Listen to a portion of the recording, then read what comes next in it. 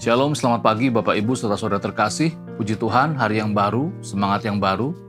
Kita akan kembali melanjutkan firman Tuhan kita dalam pelajaran iman, perjalanan misi Paulus yang pertama, bagian yang kelima.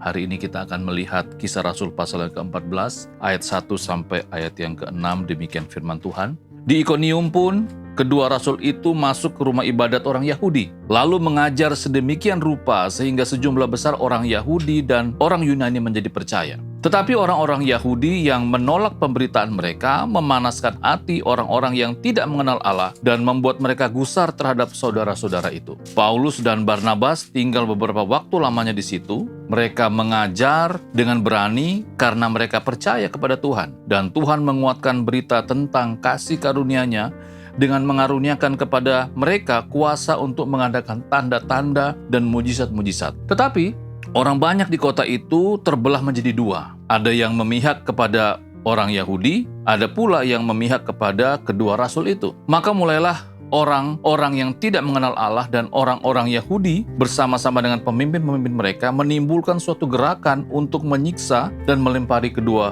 rasul itu dengan batu. Setelah rasul-rasul itu mengetahui, menyingkirlah mereka ke kota-kota di Likaonia, yaitu Listra dan Derbe dan daerah sekitarnya. Demikian bacaan firman Tuhan kita, berbagailah yang mendengar dan mengindahkan firman dalam kehidupannya hari lepas hari.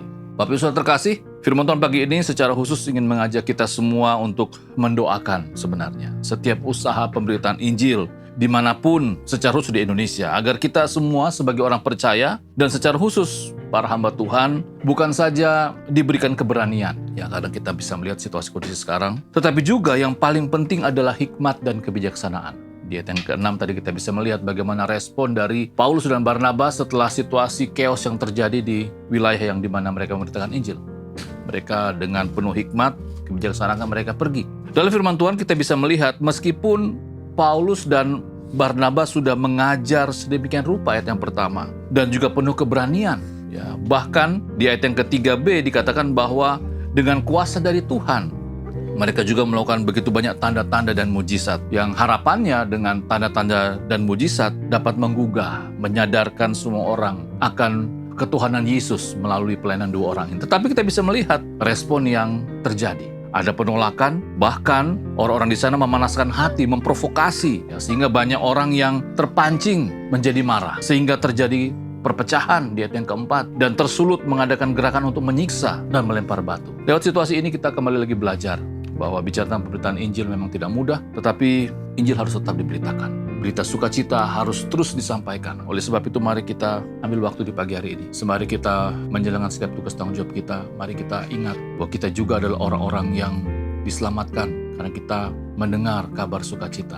Kita memutuskan untuk menerima Tuhan Yesus sebagai Tuhan dan Juru Selamat. Mari kita ingat bahwa di luar sana masih begitu banyak orang-orang yang belum terjangkau. Masih banyak orang-orang yang belum dimenangkan. Mari kita berdoa di pagi hari ini. Mohon pertolongan Tuhan. Kita berdoa. Tuhan Yesus, terima kasih. Pagi hari ini kami bersyukur karena kami adalah orang-orang yang sudah dimerdekakan. Orang-orang yang sudah menerima karena kami sudah mendengar. Dan kami percaya bahwa Yesus Kristus adalah Tuhan dan Juru Selamat.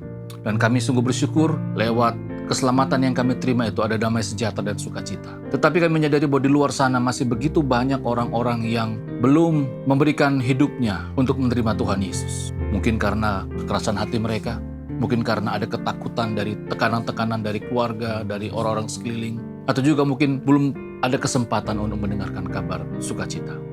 Berdoa pagi hari ini kiranya Tuhan memberkati mereka. Tuhan kiranya mengutus orang-orang untuk menjangkau mereka semua.